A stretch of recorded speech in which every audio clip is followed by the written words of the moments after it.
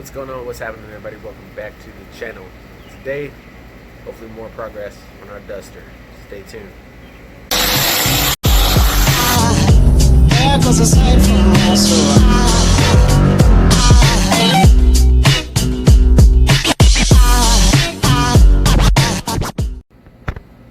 Alright guys, first things first, got the motor uncovered. We'll go ahead and first thing we'll do is we got our new cap and rotor. We'll clean up the distributors. It's starting to rust up a little bit. So we'll clean that up and throw in our cap and rotor.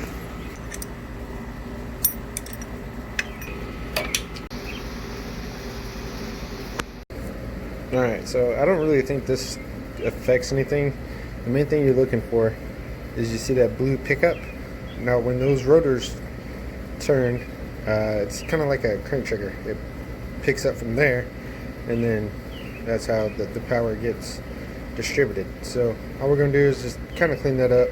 Just nobody will ever know, but I'll know. So clean that up and get this thing put together.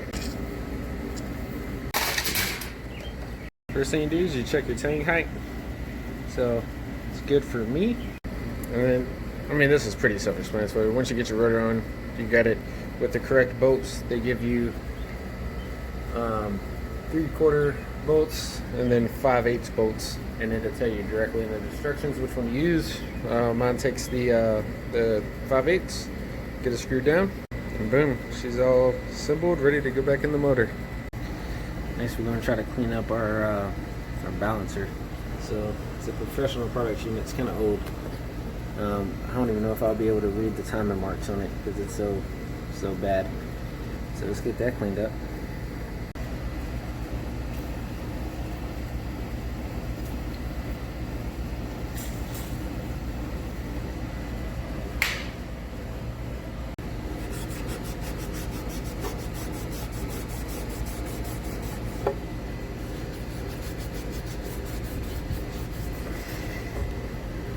Alright, so got it about as cleaned up as I'm going to clean it up. Let's be honest here. It's this thing isn't made to be pretty.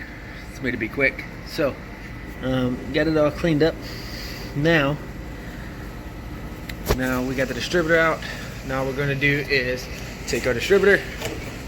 We're going to set it in there, and we're going to face the rotor towards cylinder number 1. Alright, so no, I didn't take out the spark plug. I didn't find out if this is a compression stroke. I know that that's top dead center. Excuse me. I know that's top dead center. If it's on the compression stroke, we put it in, it's going to be perfect. If it's on the exhaust stroke, it's just going to pop. So all we do at that point is we take our distributor back out. Okay, remove it to top dead center.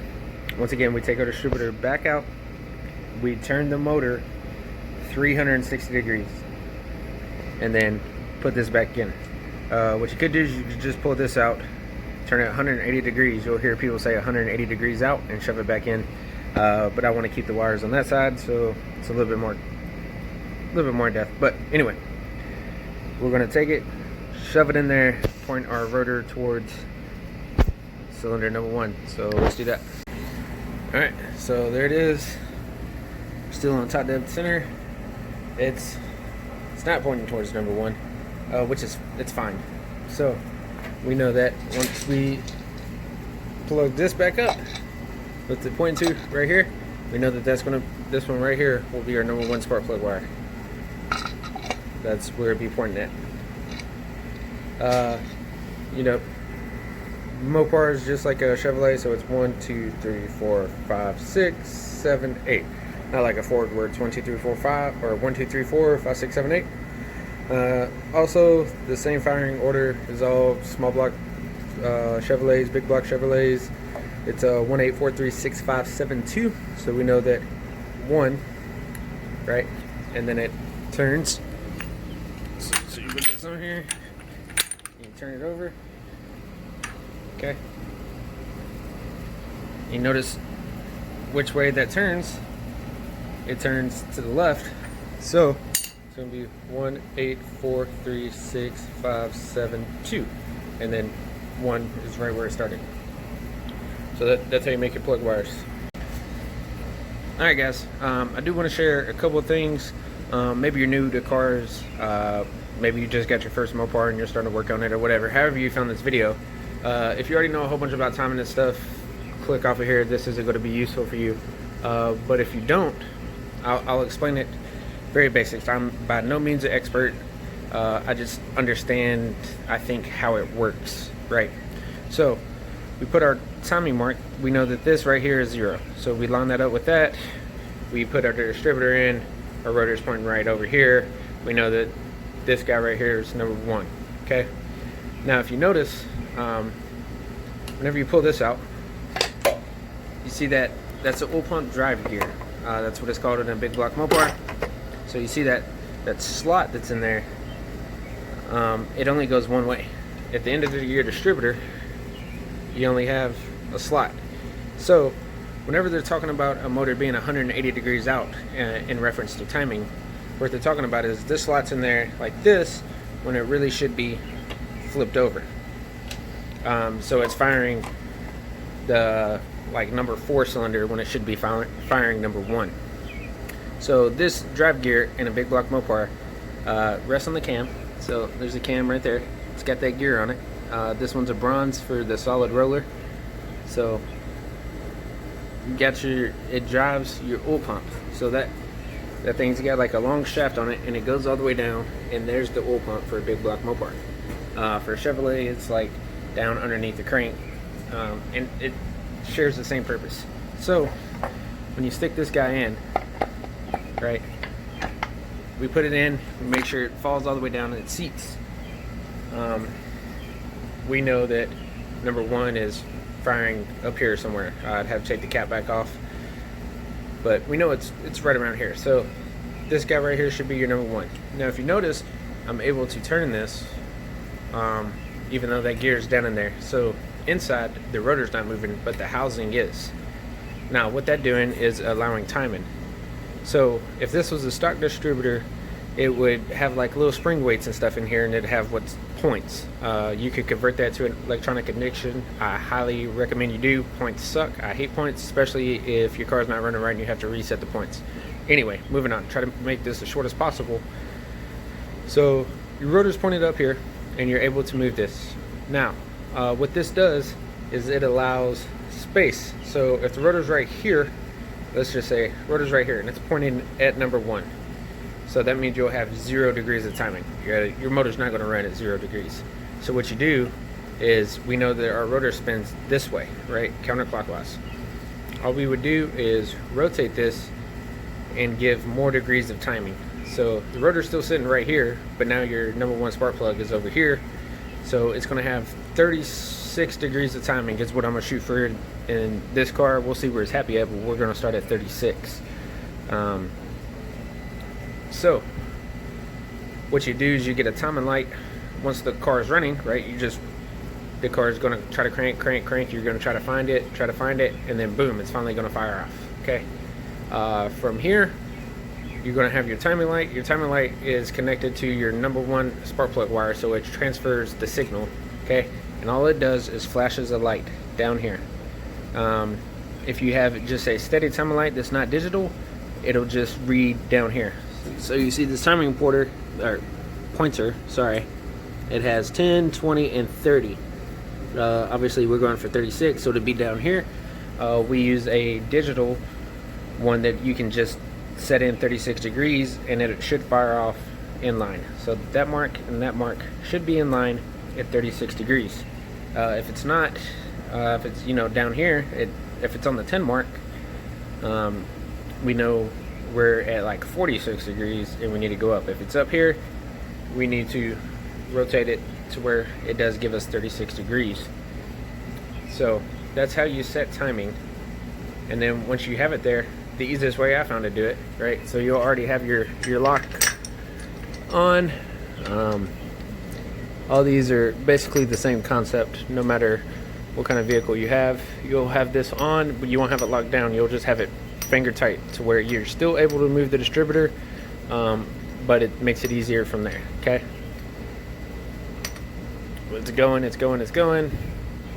You'll kill the car, right? And you're holding this exactly right where it was. Kill the car. You'll hold this. You'll grab your 1/2 inch, and you'll bolt it down. And then boom, time of the set. You don't ever have to worry about it. Now, if you don't have one that's locked out, what I mean by locked out is, what I was talking about, those points and springs and stuff. They'll advance it. A lot of cars will have like this big thick canister on there with like a little nipple, and it'll have a vacuum line to it. That's called a vacuum advance. So when the motor sees vacuum, it'll pull on the springs and will give you more advance. So at like idle, it'll be at like 16 degrees, and once it sees advance, then it will once it gets a load, and it starts drawing your vacuum, it will start advancing the distributor. To just basically turn it, the rotor, it'll turn the rotor inside until it gets more advanced. So at like 3,000 RPM, you should be all the way in. You should have all the advance you're going to get. So at idle, you would get like 18, 19 degrees, and then whatever springs you have in there should advance it to like 32, 33, etc., etc. Hopefully you learned a little bit from this. And now, since everything's sitting outside, right, because I don't have a garage, even though there's garage in the name. Sorry, I had garages when I made this. I only got a shed, so of course the motor sits outside. That thing's a wood floor. I don't trust it in there, and I don't know how to get it in there. The cherry picker won't go over the little hump and go up the stairway. Anyway, so we just have this thing sitting outside. But this brand new, like $400, well, it's like $300, whatever, however much it is, the intake is already nasty, right? Like I said, we're not too worried about cosmetics. I mean, as you see, if we were, I would have already painted this. You know, it just upsets me. You know, I want some things nice, but geez, man, whenever it does this, it really gets to me. And then none of that come off with the WD-40. Man. Alright, next thing we're going to do is we're going to pull out these studs because I want to run a spacer to give the intake more plenum volume for the higher RPM stuff.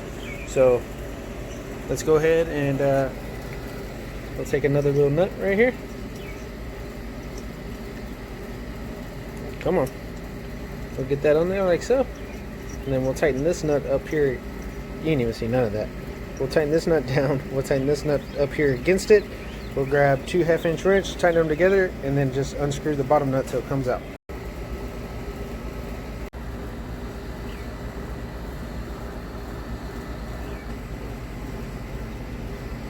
And oh boy, she's looking good. Now, the intake is not bolted on. Just 'cause I don't like doing extra work, man. So I'll just have one bolt in there just to locate it for now. But intake's got to come off before it goes in the car. I don't trust that little plate that picks up on the intake. This is aluminum intake. A big block Mopar is heavy, like heavy, like 600 pounds with a transmission heavy. I don't trust this aluminum to hold up 600 pounds for a while. So I don't trust this chain either. That chain just got it out the back of the truck. That's all I had at the moment. So good job, chain, but you're no longer required. I just haven't taken it off yet. So we're kind of at the mercy. So I'm still at the mercy of TCI. As you know, I ordered their Competition Plus transmission. Should have just got a Power Glide. Actually, I have a Power Glide. I should have just built the Power Glide, but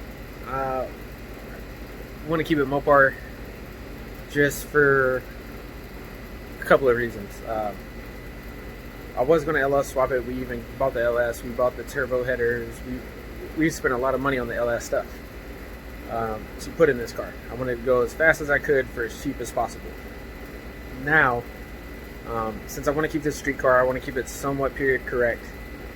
Not really. I don't want to keep it period correct. I'm lying to you if I did say that. I want to see how far we can push the Mopar stuff. This is a stock block from 1972. You know, it's got a steel crank. It's got factory rods. All right, and then an off-the-shelf 30 over It's like 11.5 to 1 compression piston. It's got a solid roller, verified today. Remember the mix-up, I thought it was hydraulic. Turns out it's solid. It's got a solid roller. It's 588 lift. My dad's got the cam card, found the cam card. 214 181 valves, and you know, an intake and a carburetor. Our headers are 1 7/8 down to a 3.5. So, and then we got a 4500 saw converter, the TCI Competition Plus transmission, non-trans brake. Because I'm gonna be honest, by the point that where I need a trans brake, it's gonna have a turbo 400R power glide in it, and then, you know, Dana 60. So my goal is to drive it to the track on this setup, 1/8 mile track, click off a 699, or drive it to a 1/4 mile track, click off a 1099, 699 and 8, 1099 in the quarter, and then drive it home with a big block Mopar. I know that's not fast to a lot of you people, you know, because you can take a LS, realistically strap a turbo to it, throw some injectors in it, and let it eat and make, you know, 800-900 horsepower. I understand that, but you know, I want this to live for a while, live for the rest of the season, and man, it does look intimidating. All right, so I do want it to live for the rest of the season, and then I got some things planned for the off season. I haven't been doing too much with the car, I'm not gonna lie to you. I do need to go get the tires and changed out, put the rotors on the front, and then button up a few things. I have not wired the car, mainly because wiring should be the last thing you do. You want to get the motor and everything in, and then wire it based off of where the motor is. What we're waiting on now, like I said, the transmission. I know that Friday or Saturday, I'll have my engine plate, my transmission cross member, and a few other goodies. So we have the water pump, but we have an electric drive coming for the water pump. So the only thing that the motor will be turning is the alternator, and then realistically we just need a couple of $100 worth more worth of parts, and then old girl will be screaming. So sorry I rambled on a lot in this video. We didn't really have too much to show you. I just wanted to get some progress done. She looks mean. So appreciate you guys for watching as always. Thank you so much, and I will catch you guys in the next one. Peace.